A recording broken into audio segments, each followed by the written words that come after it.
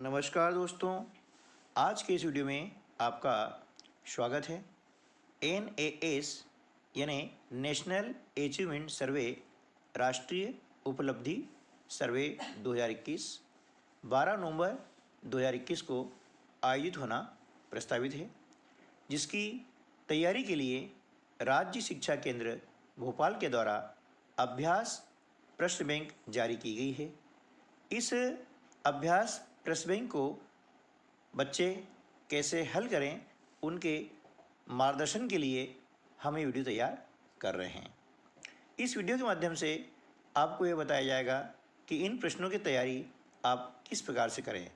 तो वीडियो को शुरू से अंत तक देखते रहिए और ये वीडियो आपको एक सीरीज के रूप में उपलब्ध होते रहेंगे, ताकि आप अपने इन विषयों की तैयारी अच्छे से कर सकें, इन अभ्यास प्रश्नों को हल करें और लर्निंग आउटकम्स को प्राप्त करें।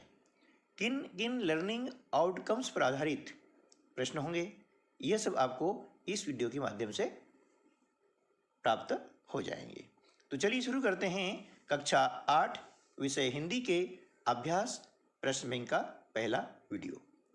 सबसे पहले आपको दिया गया है निर्देश। प्रत्येक प्रश्न के उत्तर के रूप में 4 विकल्प दिए गए हैं।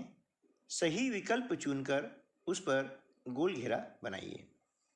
जब आपकी एग्जाम होगी तब आपको एक प्रश्न पत्र दिया जाएगा और हिंदी में एक गद्यांश होगा और उस गद्यांश पर आधारित नीचे प्रश्न होंगे और उन प्रत्येक प्रश्नों में 4 विकल्प होंगे, जिनमें से एक विकल्प सही होगा। आपको सही विकल्प पर गोला लगाना है।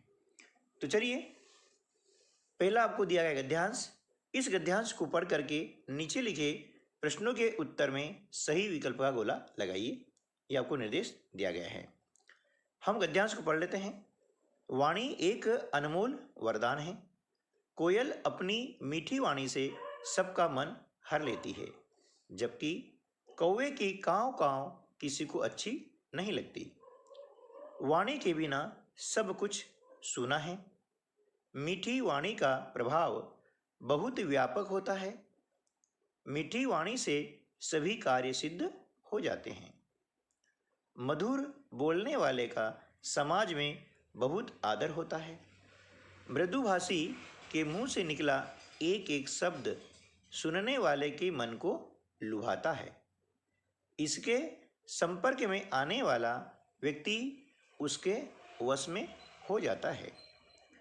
मीठी वाणी सुनने वाले को भी आनंदित नहीं करती, वरन बोलने वाले को भी आनंद पहुंचाती है। कहा भी है, तुलसी मीठे वचन ते सुख उपजत चहुं ओर। मृदुभाषी समाज में सद्भावना का प्रसार करता है। कटु भाषा बोलने वाले को अनेक प्रकार की हानियां उठानी पड़ती है। ऐसे व्यक्ति के लिए कहा गया है, खीरा का मुंह काट के मलियत लोन लगाए। रहीमन कड़वे मुखन को चाहियत यही सजाए। कटु भाषा का प्रयोग काम बिगाड़ देता है। जहाँ मधुर वाणी अमृत है, वहीं कटु वाणी विष है। यह एक गद्यांश था। अब इस गद्यांश पर आधारित नीचे प्रश्न है, तो आपको गद्यांश बिल्कुल ध्यान से पढ़ना है, तभी आप नीचे लिखे जो प्रश्न हैं उनके सही उत्तर दे पाएंगे। पहला प्रश्न है इस गद्यांश का, मीठी और कड़वी वाणी के लिए कौन से पक्षी प्रसिद्ध हैं? ऑप्शन ए दिया गया है, कोयल और कबूतर। बी, कोयल और कौवा। सी, कौवा और हंस। डी, कौवा और कबूतर। इनमें से सही ऑप्शन क्या है ना? इनमें से सही ऑप्शन है कोयल और कौवा। तो हमने इस ऑप्शन बी पर ऐसा गोला लगा दिया है। ठीक है। प्रश्न 2 है, खीरा को उसके कड़वेपन को दूर करने के लिए सजा के रूप में क्या लगाया गया है? ए, हल्दी। बी, मिर्च। सी, नमक। डी, शहद। तो खीरा को उसके कड़वेपन को दूर करने के लिए सजा के रूप में नमक लगाया गया है और इसलिए हमारा ऑप्शन सी यह सही हो जाएगा। ठीक है ना। चलिए नेक्स्ट क्वेश्चन है, मीठा बोलने से क्या मिलता है ना। कार्यसिद्धि, शत्रुता, आदर, हानि, है ना। तो मीठा बोलने से कार्यसिद्धि और आदर प्राप्त होता है और यह ऑप्शन डी में है ना। इसलिए क्या होगा कि ऑप्शन डी जो है ये हमारा सही उत्तर हो जाएगा और हमने इस पर लगा दिया है गोला। प्रश्न चौथा, तुलसी और रहीम कवियों ने मीठी और कटुवाणी के लिए अपनी बात को किस से जोड़ा है। ऑप्शन पहला दिया है ना, तुलसी सजा, रहीम सुख, तुलसी सुख, रहीम सजा। ये चार चीज़ आपको दी गई हैं और इनमें से कोई भी दो किस ऑप्शन में सही होगी वो आपको चुनना है। ए में पहला और चौथा ऐसा है ना, बी में दूसरा और चौथा, सी में तीसरा और चौथा और डी में पहला और दूसरा। तो इसमें सही उत्तर है तीसरा और चौथा, यानी तुलसी सुख रहीम सजा, है ना। तो ये वाला जो हमारा ऑप्शन है सी वह सही है, हमने इस पर लगा दिया है गोला। ठीक है। चलिए अब प्रश्न 5, इस गद्यांश का उचित शीर्षक क्या है। तो इस गद्यांश का उचित शीर्षक है वह यह है मधुर वाणी का महत्व, यानी ऑप्शन बी, है ना। ये ऑप्शन बी हमारा हो गया है। ठीक है। चलिए अब नेक्स्ट गद्यांश है उसको हम पढ़ लेते हैं। निम्नलिखित पद्यांश को पढ़कर नीचे लिखे प्रश्नों के उत्तर में सही विकल्प पर गोला लगाइए, है ना। यहाँ पर आपको पद्यांश दिया गया है, माटी तुझे प्रणाम, मेरे पुण्य देश की माटी, तू कितनी अभिराम, तुझे लगा माथे से सारे कष्ट हो गए दूर, क्षण भर में ही भूल गया मैं शत्रु यंत्रणा क्रूर, सुख स्फूर्ति का इस काया में हुआ पुनः संचार, लगता जैसे आज युगों के बाद मिला विश्राम, माटी तुझे प्रणाम। यह एक पद्यांश है और अब इस पद्यांश पर आधारित प्रश्नों को नीचे हम हल करना सीखेंगे। प्रश्न छठा है, माटी तुझे प्रणाम कविता किस भाव से संबंधित है। ए समाज प्रेम, बी आत्म बलिदान, सी मातृभूमि प्रेम, डी भक्ति भावना।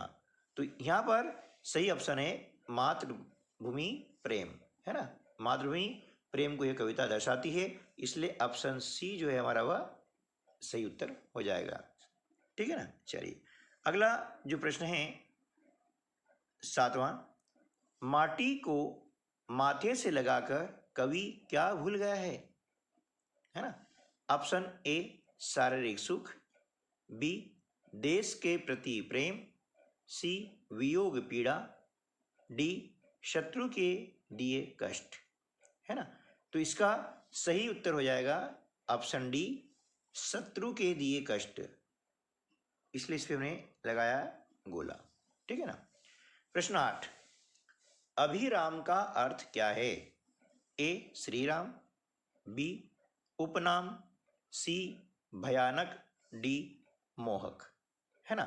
तो यहाँ पर अभिराम का अर्थ है मोहक, इसलिए ऑप्शन डी सही उत्तर होगा और हमने इस पर लगा दिया है गोला। ठीक है ना। अब प्रश्न क्रमांक 9, नीचे दिए गए शब्दों में योजक चिन्ह किन शब्दों के बीच प्रयोग किया जाएगा। ऑप्शन ए आ गया, बी आते आते, सी आ रहा, डी आने दो। तो यहाँ पर सही उत्तर हो जाएगा आते आते, है ना। जब एक ही प्रकार के शब्दों की पुनरावृत्ति होती है या दोनों शब्द एक दूसरे के विपरीत होते हैं, जैसे रात दिन, है ना, सुख दुख, ठीक है, या फिर पुनरावृत्ति होती है एक ही शब्द की, ऐसे आते आते जाते जाते, तो ऐसे जो शब्द होते हैं उनके बीच में योजक चिन्ह लगाया जाता है, इसलिए ऑप्शन बी जो है वह सही उत्तर हमारा होगा। प्रश्न 10, कविता में माटी का संबंध किससे है? घर से, बी खेत से, सी गली से, डी स्वदेश से, है ना। इसका सही उत्तर ये है कि कविता में माटी का संबंध स्वदेश से है ना। तो इसलिए ऑप्शन डी सही उत्तर हो गया। ठीक है दोस्तों, आज के वीडियो में बस इतना ही। अगले वीडियो में मिलते हैं कुछ और प्रश्नों के साथ में। तब तक के लिए नमस्कार, जय हिंद।